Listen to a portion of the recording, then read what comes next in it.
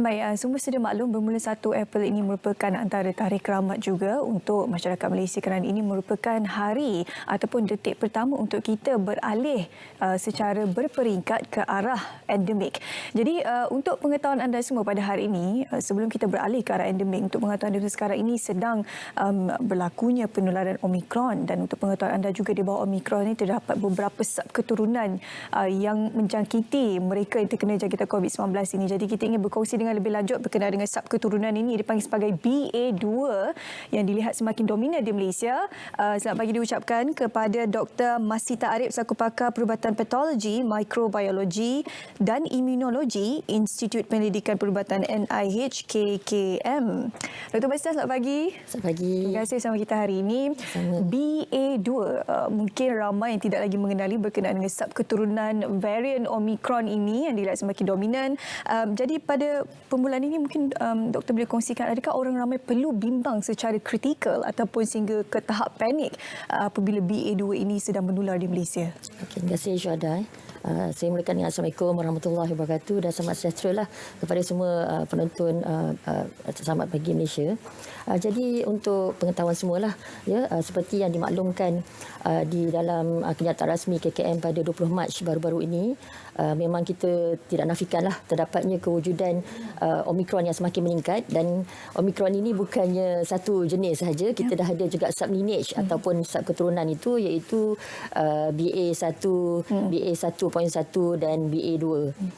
Jadi pihak KKM telah pun melaporkanlah, ya, terdapat peningkatan yang ketara, terutamanya dari segi BA2 ni. Kenapa? Sebab pada bulan Januari dan Februari, BA2 ni hanyalah sekitar 0.9 begitu saja. Tetapi pada bulan Mac ni kita nampak dia meningkat dengan begitu mendadak.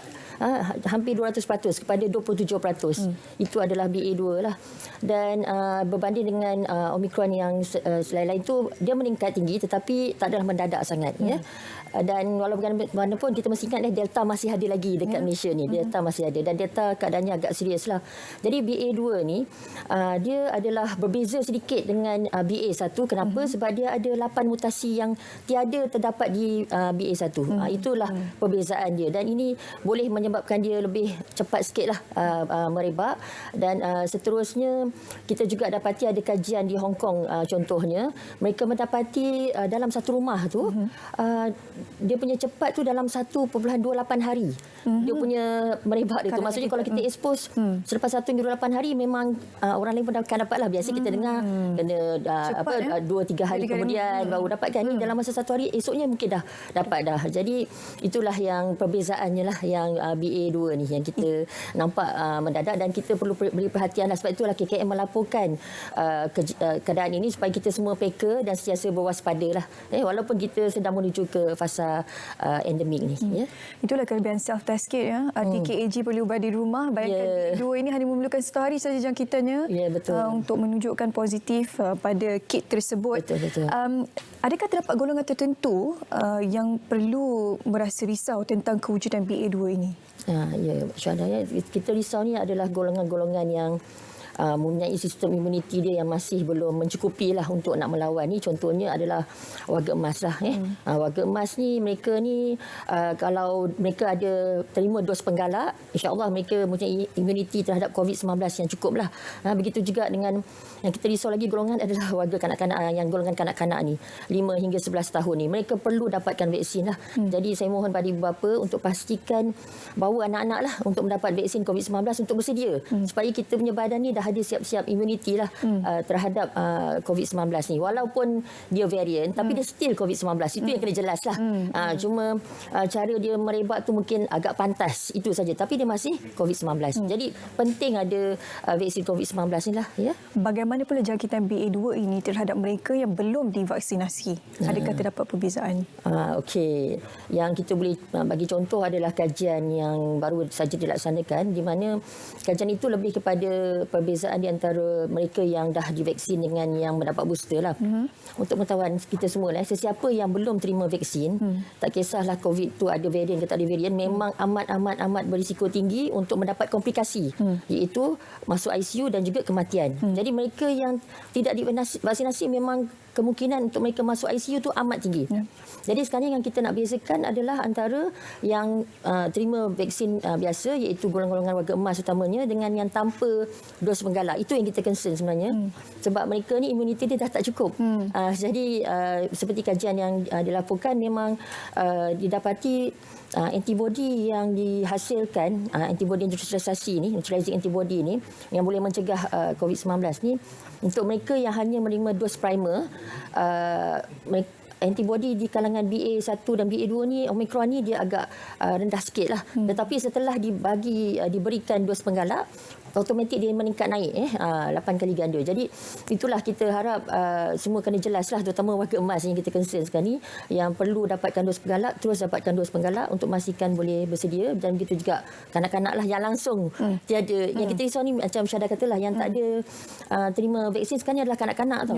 Itu yang kita risau. Jadi kita tak nak mereka ni berakhir di ICU dan sebagainya lah. Kita harap ibu bapa semua kena jelas lah dari segi kepentingan dapatkan vaksin COVID-19 ni. Jadi perhatian yang lebih serius perlu diberikan terhadap kanak-kanak yang belum divaksin, Betul. mereka yang belum divaksin, Betul. warga emas, dan juga mereka yang mempunyai masalah imuniti, Ya, betul. komorbiditi. Ya, ada pun dah pandai sebut dah. Inilah antara golongan-golongan yang perlu beri perhatian yang lebih khusus terhadap jangkitan BA2 ini. Betul. Bila kita cakap berkenaan mereka yang sudah terkena jangkitan COVID-19, variant Omicron terutamanya, ya, kita tahu untuk mereka yang ada ataupun pernah terkena dan sembuh, ada imuniti dalam 2-3 bulan selepas itu. Betul. Tapi sekiranya mereka terkena jangkitan variant Omicron itu, adakah terdapat probability kebarangkalian untuk mereka terkena lagi jangkitan Omicron untuk bagi sub keturunan BA2? Kemungkinan tu ada. Untuk jawapan tu, kemungkinan tu ada, sebab kita kena bayangkan badan kita ni kenal COVID lah, ya, SARS-CoV-2. Tapi SARS-CoV-2 yang kita kenal ni, of course, yang antibody yang kita hasilkan daripada vaksin, iaitu yang original lah, ya, yang wild type tu. Jadi apabila kita berjumpa dengan virus-virus SARS-CoV-2 yang variant, yang berubah sedikit, kita bayangkan orang tu pakai rambut lain dah. Kita automatik badan kita dah tak kenal dah orang tu, sebab rambut dia dah lain kan. Tapi bila dia masuk dalam badan kita, virus tu akan diproses di dalam badan, dan protein yang terhasil tu badan kita automatik boleh kenal. Oh, ini spike protein lah, sama dengan COVID lah. Jadi dia pun akan attack the virus. Sebab itulah kalau kita lihat sekarang ni, walaupun kes kita sekarang ni, contohnya baru-baru ni semalam 17,088 kan, yang kritikal, yang kategori serius hanyalah 0.88%. Kenapa? Sebab kita dah ada antibody dalam vaksin tu yang boleh bertindak balas terhadap varian ataupun virus tersebut lah. Jadi itulah dari segi, kata orang, kemungkinan untuk dapat jangkitan tu ada, tetapi nak dapat serius tu tidaklah, sebab kita dah ada antibody daripada vaksin ataupun antibody daripada jangkitan sebelum ini. Yang itu kena jelaslah dari segi risiko untuk dapat komplikasi tu rendah lah bila dah ada antibody dalam badan lah. Risiko terkena jangkitan, tapi jauh daripada bayangan kematian dan sebagainya. betul. Sekurangnya anda boleh sembuh kembali, dan risiko untuk menjangkiti orang lain juga berkurang sekiranya anda mendapatkan vaksin. Okey, umum mengetahui bahawa Omicron jika dibandingkan dengan Delta kurang sedikit tahap keseriusannya. Ya. Jadi timbul persoalan, adakah terdapat keperluan untuk orang ramai mendapat jangkitan BA2 ini untuk, orang kata, melangsaikan hutang daripada terkena sebarang jangkitan COVID-19 selepas itu dan mewujudkan satu imuniti kelompok secara semula jadi? Oh, itu bahaya tu sebenarnya. Kita risau bila ramai sangat yang dapat jangkitan. Bayangkan, kita tahu ke imuniti kita ni stabil ke tidak? Kan? Kita ingat kita okey, tapi rupanya bila dapat, kita end up dekat hospital. Bayangkan kalau ramai-ramai dapat jangkitan dan ramai-ramai masuk hospital. Kita punya kapasiti hospital macam mana? Doktor macam mana? Ubat macam mana? Sebab itulah saya mohon walaupun saya faham mungkin ada yang kata jomlah kita ramai-ramai kita dapat VA2 ke apa kan. Jangan. Sebab kita tak tahu imuniti kita tu macam mana dia punya tahap dia. Sebab tersangka kita kuat kan? Ya, kita takkan tahu. Hanya bila dah berlaku reaksi itu saja yang boleh tahu. Jadi saya mohonlah kita teruskanlah apa juga langkah-langkah yang sekarang ni akan dilaksanakan untuk fasa peralihan ke endemik ni. Pihak KKM akan lancarkan langkah-langkah tersebut. Saya mohon kita semua orang awam mohon sama-samalah patuhi langkah-langkah yang telah ditetapkan oleh Kementerian Kesihatan Malaysia demi memastikan kita semua terjaminlah dari segi tahap kesihatan kita dan tahap pengurusan kesihatan di negara kita lah. Dan kita boleh still lagi kata orang tak perlu lockdown kan. Kita boleh macam biasa makan macam biasa dan sebagainya, dengan syarat kita follow kita ikuti langkah-langkah yang akan dilaksanakan memastikan untuk fasa peralihan endemik ni, insyaAllah. Dan Lalang doktor menyebut berkenaan dengan fasa peralihan ke endemik, lockdown dan sebagainya.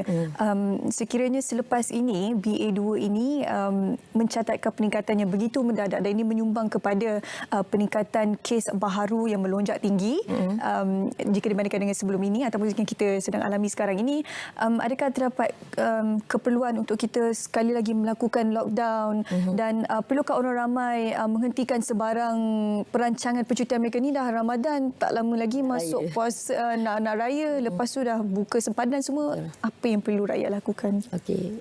Kita kan sebenarnya kalau kita lihat sekarang ni, kita sekarang di dalam gelombang Omicron. Kalau kita lihat di luar negara, gelombang Omicron di luar negara macam mana? Mendadak tinggi, amat-amat tinggi. Bagaimana di Malaysia sekarang ni, Omicron? Kalau kita lihat, kadar kita mula-mula memang amat tinggilah, 26,000 sehari kes. Tapi perasan tak sejak 2 hari, 3 hari ni? Alhamdulillah, kita dah menurun kepada 17,828 semalam. So, saya bersyukur pada Allah lah. Maksudnya, rakyat Malaysia kita ni matang lah. Maksudnya, mereka sedar. Mereka rasa mereka demam sikit je, cepat-cepat test. Cepat-cepat buat rapid antigen. Semua saya rasa dah expert dah. Semua ada dekat rumah. Jadi, itu salah satu cara lah kita nak memastikan bahawa kita boleh hidup bersama virus ni walaupun dia Omicron BA2 ke, nauzubillah lah BA3, nauzubillah tak nak. So, kita harap kita semua bersedia dengan cara yang kita buat sekarang ni, di mana ianya amat bagi saya terkawal lah. Sebab itulah kenapa endemik. Endemik ni maksudnya wujudnya sesuatu penyakit tu dalam satu masa tu dalam keadaan yang stabil. Contohnya apa yang endemik sekarang ni? Denggi dekat Malaysia. Macam tu je kan. Macam tu juga kita harap dengan COVID-19 lah. Kita harap di endemik dekat Malaysia macam tu sajalah. Kita boleh agak dia mungkin tinggi sikit, naik tinggi. Kalau kita tahu kita risiko kita tinggi sebab kita expose dekat tempat yang ramai, tak pakai mask dan sebagainya. Lepas tu perudaraan tak bagus. Cepat-cepat kita test lah. Rasa tak sedap hati lah kena test ni. Kita kena biasakan uji diri sendiri. Dan lepas tu bila dah uji, cepat-cepat asingkan dah. Kita sekarang ni dah mudah pakai MySejahtera je. Terus kan. So saya rasa itu semua memudahkan rakyat Malaysia lah. Jadi nak menjawab soalan nak bercuti, saya pun nak bercuti juga. Kita teruskanlah plan kita tu. Teruskan saja. Teruskan. Tapi bawa lah kit. Bawa kit, pakai mask. Pastikan ahli keluarga kita kalau nampak tempat tu crowded, pakai double mask. Sentiasa sanitize. Kita sentiasa buat risiko sendiri tau. Kita sendiri kena bijak sekarang ni. Rakyat Malaysia kena bijak lah. Kata orang tahu tempat tu ramai je, kita kena prevent dari segi dijangkiti lah. Kalau ada orang yang positif, jangan kita pergi rumah dia. Dah tahu dia positif, elakkan. Kata minta maaf lah. Macam itulah.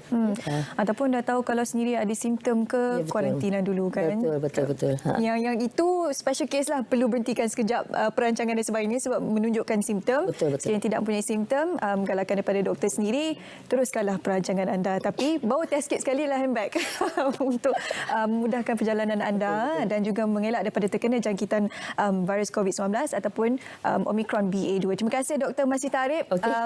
Perbincangan yang ringkas dan padat berkenaan BA2 ini yang kami bawakan untuk anda. Betul, selamat pagi Malaysia.